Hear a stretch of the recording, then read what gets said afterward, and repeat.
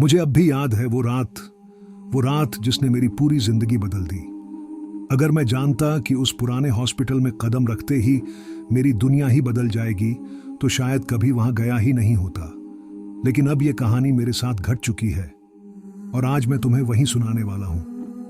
मैं बरेली का रहने वाला हूं। बचपन से ही भूत प्रेत की कहानियां सुनता आया हूं, लेकिन कभी सच में उन पर यकीन नहीं किया। हमेशा लगता था कि ये सब बस लोगों के दिमाग की उपज है। लेकिन जब ये सब मेरे साथ हुआ तब मुझे समझ आया कि डर क्या होता है। कुछ साल पहले की बात है। मैं और मेरे दो दोस्त विक्रम और सना कॉलेज में पढ़ते थे। हमें एडवेंचर का शौक था। यूं समझ लो कि दूसरों को डराना, रात में वीरान जगहों पर घूमना, अजीब आवाजें निकालना, ये सब हमारा शौक था। एक दिन मैंने सुना कि शहर के किनारे पर एक पुराना हॉस्पिटल है जो अब पूरी तरह बंद पड़ा है। लोग कहते थे कि वहां भूत रहते हैं, किसी की आत्मा उस बिल्डिंग में कैद है। मैंने जब ये बात अपने दोस्तों को बताई तो विक्रम तो तुरंत पीछे हट गया। उसने कहा, पागल हो क्या, वहां जाने की जरूरत ही क्या है।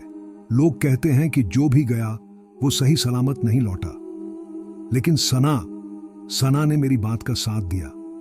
उसका कहना था कि यह सब अफवाह है, कुछ भी नहीं होता वहां, लोग बस कहानियां बना लेते हैं। चलो देखते हैं, हो सकता है कुछ मजेदार मिले, उसने कहा। आखिरकार बहुत समझाने के बाद विक्रम भी मान गया। तय हुआ कि शनिवार की रात हम वहां जाएंगे। शनिवार की रात हम तीनों बाइक से वहां पहुंचे। वो जगह शहर से थोड़ी दूर थी। चारों तरफ सुनसान इलाका और बीच में एक बहुत बड़ा बिल्डिंग। खंडहर जैसा लग रहा था। छत टूटी हुई, दीवारों पर काई जमी हुई, खिड़कियां टूटी हुई। ऐसा लग रहा था जैसे कई सालों से किसी ने यहां कदम ही न रखा हो। जैसे ही हम अंदर घुसे, ठंडी हवा का झोंका आया, अजीब सी सीलन और सड़ांध की गंध। अंदर अंधेरा था, बस हमारी टॉर्च की रोशनी दीवारों पर पड़ रही थी। दीवारों पर जगह जगह खून जैसे दाग थे। मुझे लगा शायद पेंट उखड़ गया होगा, लेकिन जैसे जैसे आगे बढ़े वो दाग और गहरे लगने लगे। विक्रम बार बार कह रहा था, चलो वापस चलते हैं, अच्छा नहीं लग रहा यहां। लेकिन मैं और सना मजाक उड़ाते रहे। फिर हम एक वार्ड में पहुंचे। वहां पुराने बिस्तर पड़े थे, गद्दे फटे हुए और जगह जगह धूल जमी हुई। अचानक मेरी टॉर्च एक पुराने स्ट्रेचर पर पड़ी और मैंने देखा कि उस पर किसी की परछाई बैठी है। मैंने पलक झपकी और परछाई गायब। तुमने देखा? मैंने धीरे से पूछा। क्या? सन्ना ने कहा, कुछ नहीं। मैंने झूठ बोल दिया, लेकिन मेरे दिल की धड़कन तेज हो चुकी थी। हमने आगे बढ़ने का फैसला किया। सीढ़ियां चढ़कर हम दूसरी मंजिल पर पहुंचे। वहां का माहौल और भी डरावना था। जैसे ही कदम रखा, मुझे ऐसा लगा जैसे कोई हमारे पीछे चल रहा हो। हर बार जब हम रुकते, पीछे से भी आवाज रुक जाती। विक्रम अब सच में डर गया था। उसने कहा, बस करो, अब चलते हैं वापस, मुझे अच्छा नहीं लग रहा। लेकिन सना ने कहा, थोड़ा और चलते हैं, ऊपर छत पर चलते हैं, लोग कहते हैं कि वहीं सबसे ज्यादा अजीब चीजें होती हैं। हमने उसकी बात मान ली। जैसे ही हम छत पर पहुंचे, मेरी रूह कांप गई। छत के बीचों बीच एक औरत बैठी थी, सफेद कपड़े, खुले लंबे बाल, सिर नीचे झुका हुआ। हम सब वहीं रुक गए। सांस तक लेना मुश्किल हो गया। अचानक उसने धीरे धीरे सिर उठाया और उसकी आंखें सीधी हमारी तरफ, लाल आंखें जैसे खून से भरी हों। विक्रम ने चीख मारी और भागने लगा। सना और मैं पत्थर की तरह वहीं खड़े रहे। उस औरत ने अजीब सी हंसी हंसनी शुरू कर दी। उसकी हंसी अब भी मेरे कानों में गूंजती है। सना ने मेरा हाथ पकड़ा और हम भागते हुए नीचे उतरने लगे। लेकिन जैसे ही पहली मंजिल पर पहुंचे, अचानक सामने का दरवाजा अपने आप बंद हो गया। हमने धक्का दिया, लेकिन वो खुला ही नहीं। पीछे से कदमों की आवाजें और फिर वही हंसी। मुझे समझ आ गया था कि हम फंस चुके हैं। विक्रम नजर नहीं आ रहा था, न जाने वो कहां गया। तभी अचानक मेरी टॉर्च बंद हो गई। अंधेरे में सिर्फ सना की सांसों की आवाज सुनाई दे रही थी। मैंने मोबाइल निकाला और उसकी रोशनी जलाई, और जो मैंने देखा उसने मेरी जान ही निकाल दी। सना के पीछे वही औरत खड़ी थी। उसका चेहरा इतना पास कि उसकी सांस सना के गले को छू रही थी। मैंने चीखते हुए सना का हाथ पकड़ा और उसे खींचते हुए भागा। हम किसी तरह एक खिड़की से कूदकर बाहर निकल आए, लेकिन विक्रम, वो अब तक बाहर नहीं आया था। हमने बाहर खड़े होकर बहुत इंतजार किया, उसका नाम पुकारा, लेकिन कोई जवाब नहीं आया। सुबह पुलिस को बुलाया गया। उन्होंने हॉस्पिटल की तलाशी ली, लेकिन विक्रम का कोई पता नहीं चला। आज कई साल हो गए हैं, लेकिन विक्रम अब तक लापता है। लोग कहते हैं कि वो वहीं का हिस्सा बन गया, और मैं अब भी उस औरत की हंसी सुनता हूं। रात के सन्नाटे में जब सब सो जाते हैं, तब वो मेरे कानों में फुसफुसाती है, अब तेरी बारी है। उस रात के बाद से मेरी जिंदगी कभी सामान्य नहीं रही। मैं और सना तो किसी तरह भागकर बच गए थे, लेकिन विक्रम, वो वहीं रह गया। पुलिस ने हफ्तों तक तलाश की, हर कमरे की तलाशी ली, हर कोने में झांका, लेकिन उसका कोई नामो निशान नहीं मिला। ऐसा लग रहा था मानो वो जमीन निगल गई हो, या फिर वो कभी था ही नहीं। लेकिन मैं जानता हूं, मैंने अपनी आंखों से उसे हॉस्पिटल के अंदर जाते देखा था। उस घटना के बाद सना पूरी तरह टूट गई। उसने कॉलेज छोड़ दिया और घर वालों के साथ किसी और शहर चली गई।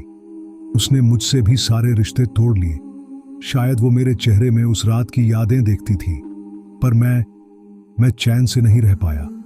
हर रात मेरे सपनों में वही औरत आती थी, सफेद कपड़ों में, खुले बालों के साथ। कभी छत पर बैठी होती, कभी मेरी खिड़की के पास खड़ी, और कभी मेरे कान में वही शब्द दोहराती, अब तेरी बारी है। मैंने नींद की गोलियां खानी शुरू कर दी, लेकिन सपने बंद नहीं हुए। बल्कि अब तो नींद में भी मुझे लगता था कि कोई मेरे कमरे में चल रहा है। कई बार आधी रात को उठकर देखता तो दरवाजा अपने आप खुला हुआ मिलता। कई महीनों तक मैंने खुद को समझाने की कोशिश की कि ये सब मेरा वहम है, लेकिन फिर एक रात कुछ ऐसा हुआ जिसने मुझे मजबूर कर दिया कि मैं फिर से उस हॉस्पिटल जाऊं। रात के करीब 2 बजे थे। मैं सो रहा था, तभी अचानक मेरी आंख खुल गई। कमरे में घुप अंधेरा था। मुझे लगा शायद बत्ती चली गई होगी। मैंने मोबाइल उठाया तो देखा स्क्रीन पर एक नोटिफिकेशन था। नोटिफिकेशन व्हाट्सएप का था और भेजने वाला था विक्रम। मेरे हाथ कांपने लगे। मैंने तुरंत मैसेज खोला। मैसेज में लिखा था, मदद करो, मैं यहीं हूं, उसी हॉस्पिटल में। मेरे रोंगटे खड़े हो गए। मैंने दोबारा देखा, लेकिन कुछ सेकंड बाद वो मैसेज खुद ब खुद डिलीट हो गया। मैंने खुद को समझाया कि ये मेरा भ्रम हो सकता है, लेकिन अगले ही पल मेरा फोन बजा। कॉल आ रहा था। स्क्रीन पर नाम दिखा, विक्रम। मेरे गले से आवाज तक नहीं निकली। डरते डरते मैंने कॉल उठाया। दूसरी तरफ कुछ सेकंड सन्नाटा रहा, फिर धीरे धीरे एक आवाज आई, क्यों छोड़ा मुझे वहां? मैंने कांपते हुए कहा, विक्रम, तू सच में है? कहां है तू? और फिर उसी औरत की हंसी सुनाई दी, वही हंसी जिसने उस रात मेरी जान निकाल दी थी। फोन मेरे हाथ से गिर गया। अब मुझे यकीन हो चुका था, विक्रम वहीं है, उस हॉस्पिटल में, और शायद वो अब इंसान नहीं रहा। अगले ही दिन मैंने तय किया कि मैं अकेले वहां जाऊंगा। रात का समय था। मैं टॉर्च, कैमरा और एक छोटे से बैग के साथ निकला। जब हॉस्पिटल पहुंचा तो अजीब सी खामोशी ने मुझे घेर लिया। ऐसा लग रहा था जैसे दीवारें मेरी तरफ घूर रही हों। जैसे ही अंदर कदम रखा, उसी सीलन भरी बदबू ने मेरा स्वागत किया। लेकिन इस बार मुझे डर कम और गुस्सा ज्यादा था। मैंने सीढ़ियां चढ़ी और उसी छत पर पहुंचा जहां हमने पहली बार उस औरत को देखा था। लेकिन वहां कोई नहीं था, बस टूटी फूटी दीवारें और चांदनी का हल्का उजाला। अचानक मेरे कैमरे की स्क्रीन अपने आप ऑन हो गई और उसमें दिख रहा था विक्रम। वो छत के एक कोने में खड़ा था। उसकी आंखें लाल, चेहरा पीला और होंठ नीले। उसने धीरे से कहा, तू क्यों आया यहां? चला जा, इससे पहले कि वो तुझे भी ले जाए।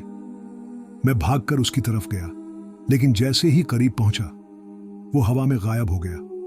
मेरा दिमाग सुन्न पड़ गया। तभी पीछे से कदमों की आवाज आई। मैं पलटा और देखा, वही औरत। इस बार वो मुस्कुरा नहीं रही थी, उसके चेहरे पर गुस्सा था। उसने चीखते हुए कहा, तुम लोगों ने मेरी नींद तोड़ी थी, अब एक एक करके तुम सब मेरे हो जाओगे। उसकी आवाज इतनी डरावनी थी कि मेरे कान सुन्न पड़ गए। अचानक पूरा हॉस्पिटल हिलने लगा, जैसे भूकंप आ गया हो। दरवाजे अपने आप बंद हो गए, खिड़कियां टूट गईं। औरत धीरे धीरे मेरी तरफ बढ़ने लगी। मैंने डर के मारे आंखें बंद कर लीं और जब दोबारा खोली तो मैं खुद को हॉस्पिटल के बाहर पाया।